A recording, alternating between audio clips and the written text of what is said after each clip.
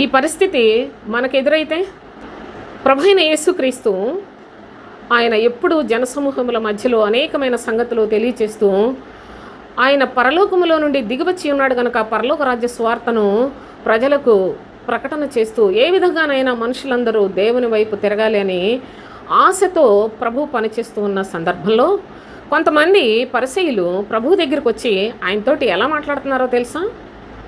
నువ్వు చాలా సత్యవంతుడవు, నువ్వు చెప్పే మాటలన్నీ చాలా బాగుంటాయి అంటూ పైకి మంచిగా మాట్లాడుతున్నారు. కానీ వాళ్ళ ఉద్దేశం ఏంటంటే ఆయన ఎలాగైనా చిక్కించుకోవాలి, ఆయన్ని మాట్లాడించి ఎలాగైనా ఆయనను చేత మరి ఏదో ఒక దోషం మాట్లాడితే అది పట్టుకొని మనం ఆయన్ని ఇబ్బందులు పెట్టాలి అని చూస్తూ ఉన్నారు.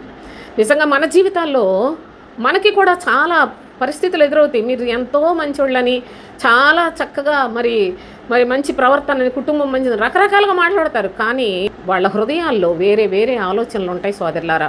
వారు అడిగిన ప్రశ్న ఏంటంటే, మనం కైసరుకు పన్నివ్వటం న్యాయమా కాదా అంటూ ఉన్నారు.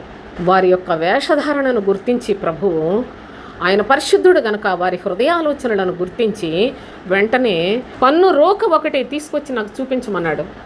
వేషధారులారా, ఎందుకు నన్ను శోధిస్తారు అని ప్రభు వారిని గద్దించాడు సోదరులారా. ఎందుకనగా వారి హృదయముల ఆలోచన వేరు. వారి పైకి అసలు చాలా మంచిగా ప్రభువుని గొప్ప చేసినట్టే మాట్లాడారు. కానీ వారి యొక్క చెడుతనము ఎంత అసహ్యకరమైందో చూడండి. అప్పుడు ప్రభువు చెప్పాడు, ఇదిగో కైసరవి కైసరుకు, దేవునివి దేవునికి ఇవ్వండి అన్నాడు. అనగా మీరు పన్ను చెల్లించవలసింది మీ పద్ధతిలో మీరు వెళ్ళిపోండి, కానీ దేవునివి దేవునికి ఇవ్వండి అంటున్నాడు. మీ హృదయములలో దేవుని వాక్యానికి చోటివ్వండి.